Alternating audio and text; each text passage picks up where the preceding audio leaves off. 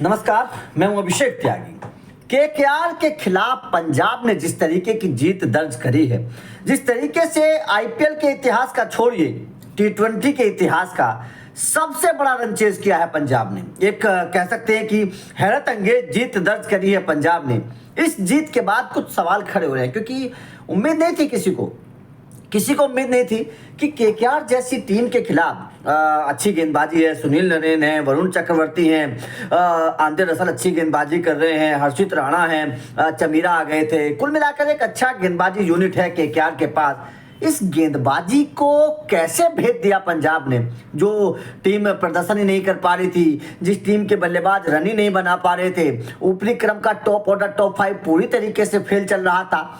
आखिर ये टीम ऐसा कैसे कर गई? आखिर इस टीम ने आईपीएल के इतिहास का सबसे बड़ा रन चेस कैसे कर लिया? और केकेआर कहां चूक गई, कहां गंभीर से गलती हो गई, कहां श्रेयस अय्यर से गलती होगी? चलिए डिस्कस करते हैं कि आखिर केकेआर को हार, शर्मनाक हार, मैं तो शर्मनाक हार कहूंगा, क्योंकि एक तरफा जीत पंजाब ने दर्ज करी है। गेंद बच गई यार, इतने बड़े टोटल होने के बावजूद अगर गेंद भी बच जाए और केवल 2 विकेट गिरे, भाई क्या किया आपके गेंदबाजों ने? आपके गेंदबाजों ने अपने घर पर, वो भी अपने घर पर, सोचिए ना, अपने घर पर आपके गेंदबाज विकेट नहीं चटका पाए, अपने घर पर आपके गेंदबाज रनों को नहीं रोक पाए पंजाब के। तो यहां पर गलतियां क्या करें? सबसे पहली गलती जो मैं मानता हूं वो ये है कि इंपैक्ट खिलाड़ी का सही तरीके से इस्तेमाल केकेआर नहीं कर पाए। इंपैक्ट खिलाड़ी के तौर पर केकेआर के पास ऑप्शन थे, लेकिन केकेआर ने क्या किया? अनुकूल रॉय को ले लिया। अनुकूल रॉय भाई साहब उतने बड़े गेंदबाज नहीं है। अनुकूल रॉय एक ऑलराउंडर है, गेंदबाजी कर लेते हैं, बल्लेबाजी भी कर लेते हैं, वो आपके लिए मैच विनर विकेट टेकर नहीं है।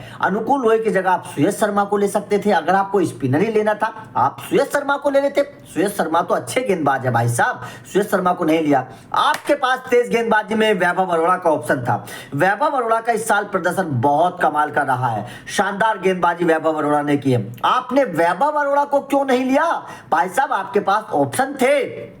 अगर वैभव अरोड़ा इस मैच में होते तो शायद 10-15-20 रनों का अंतर हो सकता था, क्योंकि आपने अनुकूल रॉय को ले लिया, 2 ओवर में उन्होंने रन पिटवा दिए। उसके बाद में आपके पास ऑप्शन नहीं बचा बाकी ओवर करवाने का। अगर आपके पास वैभव अरोड़ा होते तो 4 ओवर आप उनसे करवा सकते थे, जो बाकी गेंदबाज आपके पिटे उनका भरपाई वो कर सकते थे। वैभव अरोड़ा इस साल कमाल की गेंदबाजी कर रहे हैं। तो यहां पर मुझे समझ में नहीं आया कि कप्तान का डिसीजन था या कोच का डिसीजन था या किसका डिसीजन था। मुझे समझ में नहीं आया कि उन्होंने अनुकूल रॉय को क्या समझ कर लिया। उसके बाद में गेंदबाजी प्लानिंग के तहत नहीं हो पाई, प्लानिंग के तहत नहीं हो पाई यार। जोनी बेयरस्टो जो चल नहीं रहे हैं, बल्ले से रन नहीं आ पा रहे हैं, जोनी बेयरस्टो से शतक लगवा दिया यार।